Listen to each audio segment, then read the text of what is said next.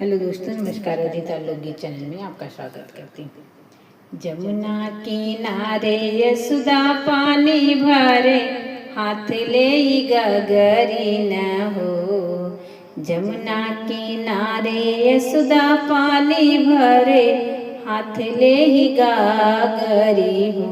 ललना ओही पर देवकी जी बाल धोमे, अपन छतिया फाड़ी रोमे हो। ललना ओही पारे देवकी जी बाल धोमे, अपन छतिया फाड़ी रोमे हो।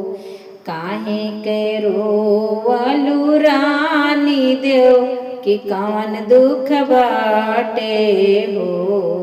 काहे करो रानी देव की कौन दुखवा बाटई हो।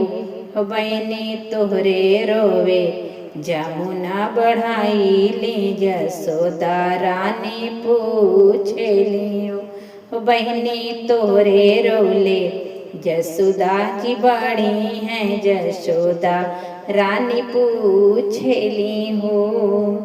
सात ललन हमरे भइले तो सातो कंस मारी दिहले हो। सात ललन हमरे भइले तो सातो कंस मारी दिहले हो। बहनी आठवा के आगम बुझाला, बहुत डेरी लागई हो। बहनी आठवा के आगम बुझाला, बहुत डेरी लागेली हो। चुप हो ये देवकी चुप हो, औरों से चुप हो। लोर पोत अपनी ही आंसुआ तू पोछऊ हो। देवकी तोहरे कोखी जन्मी भगवान, तो सब दुखवा हारी लियो।